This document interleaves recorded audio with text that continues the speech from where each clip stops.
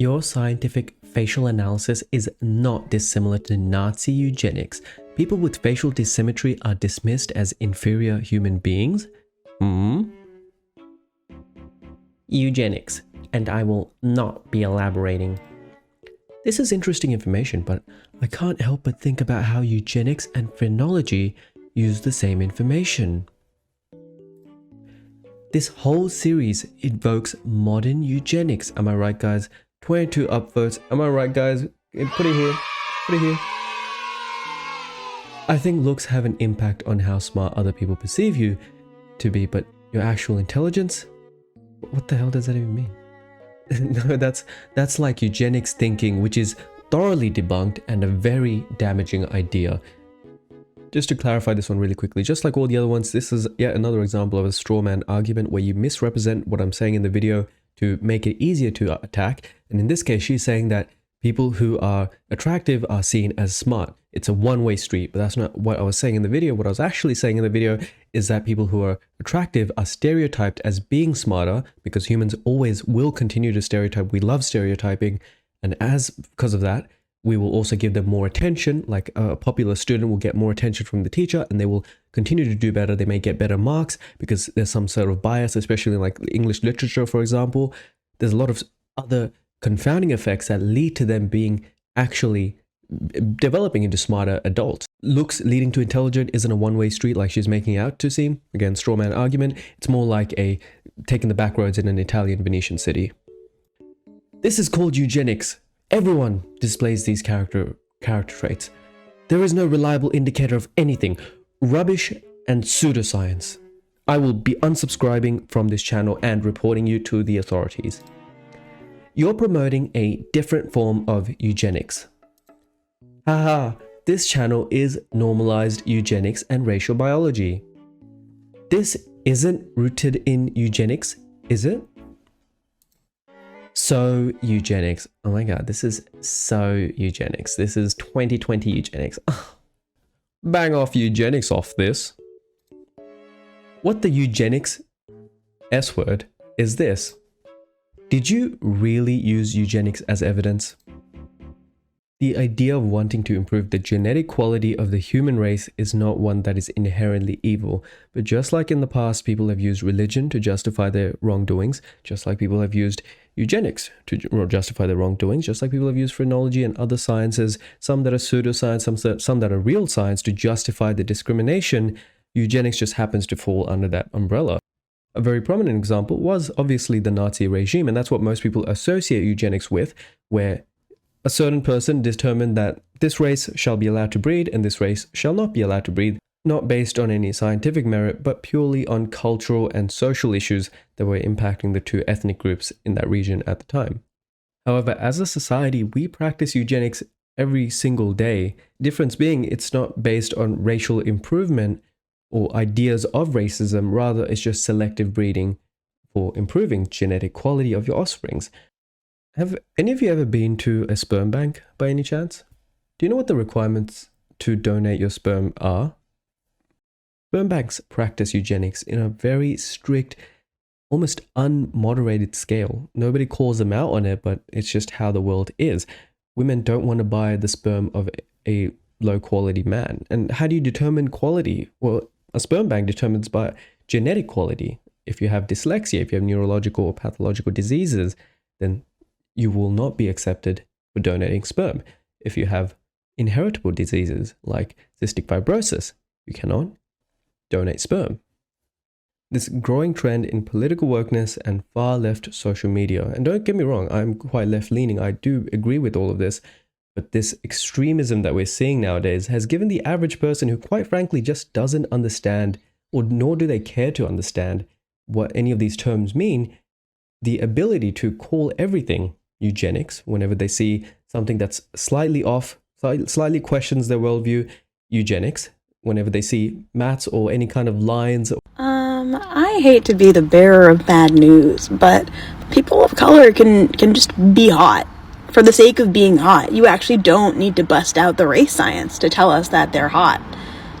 You're welcome. When all you have is a hammer, every problem starts to look like a nail.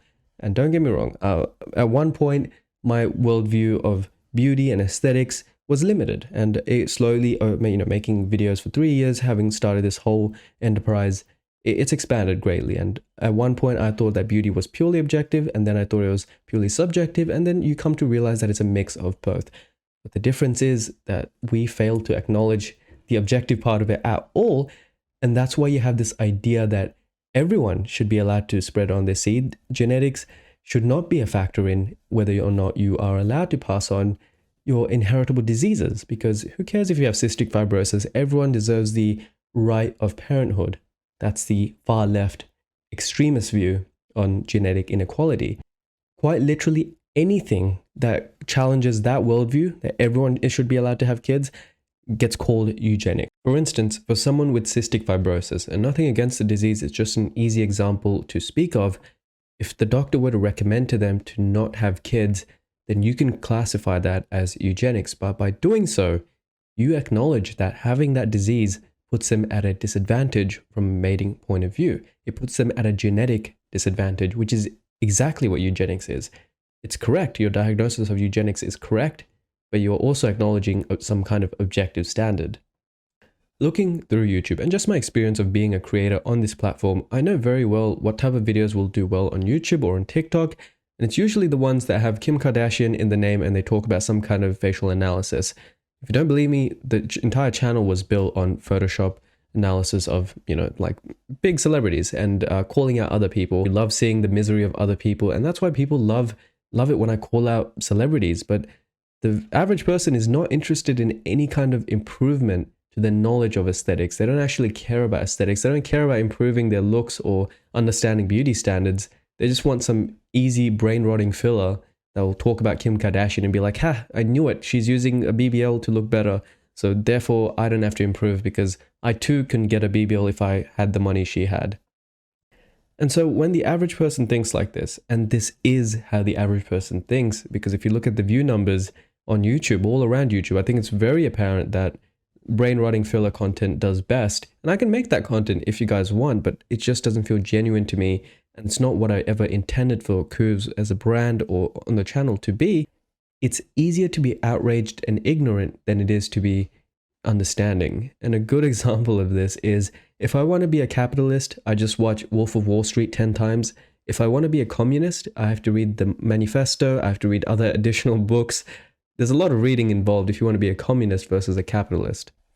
That's not political commentary, it's just an example of how the average person thinks. At its most abstract sense, the idea of eugenics is all around us. Selective breeding is eugenics.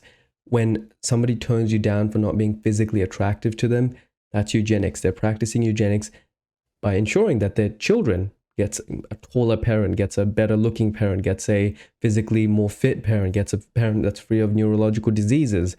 That's eugenics. We all practice it. When you don't get let into the club at Burkane, that's eugenics. They discriminate you based on your facial looks and your appearances. That's eugenics. When you don't get to donate your sperm, that's eugenics. It takes me 3 years to get my full license to drive a car. If I want to operate on another human being, I have to go to medical school for 12 years. If I want to fly a plane, I need 500 hours of flight time. But if I want to create another human being, introduce another piece of life into this slowly overpopulating planet, I need a year 9 education and a partner. That's all. Quite frankly, not everyone is fit to be a parent, but when we practice these woke ideas that everyone is beautiful and everyone is fit to be a parent, that we should all be able to spread on our seed to wherever we want, like some kind of pollinating flower, the people that actually suffer are the generation that come after us. Many of the same people who claim that everything is eugenics, any kind of science or any kind of thing they don't understand is eugenics, the same ones that have never actually met people who are suffering from the disabled diseases that you seem to be protecting them from. These people with inherited diseases do not want to pass on their suffering to the children. And I've personally met many of them with very severe inherited disease, cystic fibrosis being the main one, which is why I keep bringing it up. They don't want to pass on their suffering.